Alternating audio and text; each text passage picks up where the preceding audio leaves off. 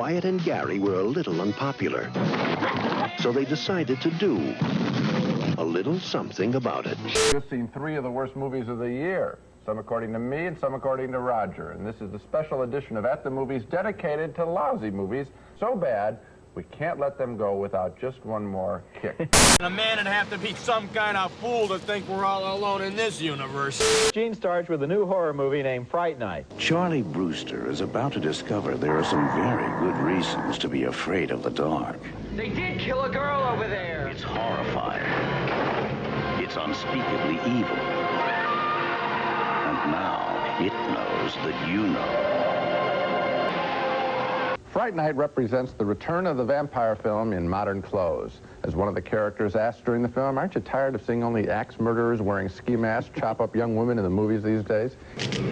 Now, those long nails we saw at the end of the picture actually, I thought, proved to be the undoing of Fright Night, because the often witty and funny movie in the beginning sadly turns at the end into a ghoulish special effects show full of disintegrating bodies, rotting corpses, and the sickest of all, a dying dog that crawls around with a stake through its heart. A lot of special effects in this film that are all too familiar or just plain gross. So, a reluctant thumbs down from me on Fright Night because it is simply too gross at the end after a very funny beginning. You're objecting to rotting corpses and disintegrating bodies in a vampire movie? What do you expect they're going to find in that coffin? You're ignoring the paradox of rising expectations in special effects films. This is 1985. You can't have Vincent Price putting one stake through one heart anymore. There have been other vampire films that have been quite stylish. Nosferatu. Even The Howling I liked, which was on the border of gross. I'm just saying it's too gross. Well, this movie has nothing at all to do with Nosferatu or The Howling. It has a lot to do with The Howling. The fact that Roddy McDowell is the tip-off, it's a Saturday afternoon. That stuff is fun. I said it too. Vampire movie that's having fun with itself, and at that level, I give it thumbs up. That was gross. You know, it's not a bad idea. What? Actually making a girl. Something's about to change their world. What would you little maniacs like to do first? It's all in the name of science. Weird science. It's purely sexual. And that's Kelly LeBrock as the perfect woman, and this is the second time she has played that role, in effect. She also starred as the dream girl, you remember, in the perfectly awful The Woman in Red. And I'm very sad to say this, but Weird Science doesn't turn out to be much better. I was stunned, actually, by how little was done with its engaging premise.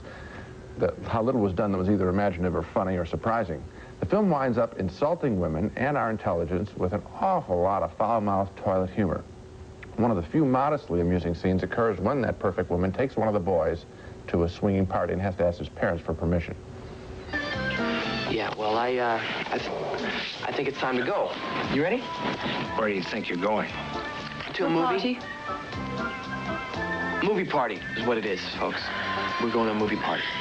A little liar. No, I've whipped up this nasty little soiree over at his friend Wyatt's house. Swore what? Soiree, honey, I think that means, party. Party. You know, there's going to be sex, drugs, rock and roll, chips, dips, chains, whips. You know, your basic high school orgy type of thing. Chips, dips, whips, your basic high school orgy. Not very funny. Now, when we get to the party, the film really falls into the dumper with violence and ugliness and stupidity. And even the character of the perfect woman, and boy, you could do a lot with that character changes because she turns out to have really a mind of her own. She's not just the boy's creation. She wants to teach the boys a lesson about life. This is sort of like little tacked-on redeeming social value on a porno film. Weird Science is a weird movie. It's a good idea, but badly treated by a previously thoughtful, entertaining filmmaker. It caught me totally by surprise. You're going way overboard on this one, Gene. This is a funny movie, and it is an entertaining movie. I don't know where you get this about toilet humor, violence. Let me tell you where. I mean, I think you're way too sensitive. First of all, I like foul-mouthed humor. The Last Detail is one of the foulest films ever created, and it was funny. So I'm no prude on that. But I'm telling you that the character of Anthony Michael Hall, the kid... a wonderful performance. No, I think a wonderful performance. He does the same thing over and over again, Roger, and that is... Gee, that's funny. You liked him in I did like him in 16 Candles when he played the wimp. Yeah, he had a script. Here he says one toilet joke after another. If you took out every anal reference If you took out every anal reference, I'm going up on your shoulder. I know, I'm pushing you away. Okay. Just cool it down. Yeah. If you took every single one of those out, he'd have a supporting role, not a starring role. That happens to be the way he talks. It happens to be the way some high school kids talk. This movie is funny. The scene where they when they program the computer is funny. The scene where the woman appears is funny. The way she talks to them is funny. That's the first 5 minutes of the movie. One of the things that Hughes knows in this movie, and he knows in all of his movies, is how high school kids think.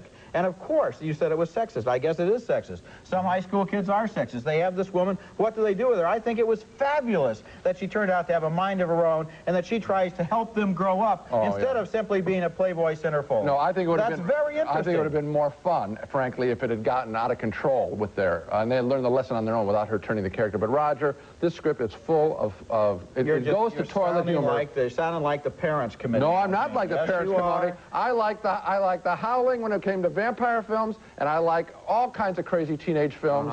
And this one is I mean, your credentials are terrific, but you missed the boat on this one. Remember the name Jack Burton. Who? Jack Burton. Me. Where's Jack? Jack! Everybody relax, I'm here. How are you gonna spring us? I have no idea. He's coming to rescue your summer. Hey, what more can a guy ask for? Big Trouble in Little China. Our next film is called Big Trouble in Little China, and if ever a film overdid its special effects to no purpose, this is it. I was simply exhausted watching this movie and its creatures with glowing vapors emanating from their eyes, mouths, and fingers, and I don't know where else. This was like being in a lightning shower. Kurt Russell does an imitation of John Wayne, playing a truck driver who decides to help out a friend of his in Chinatown, and he winds up in the middle of a tong war. Good night. And that is really thrilling, and then we get more lightning bolts out of the fingers. This movie must have been influenced by the surprise hit Romancing the Stone, but Kurt Russell is not a dashing hero here, and he certainly is dwarfed by the ridiculous amount of special effects in the film.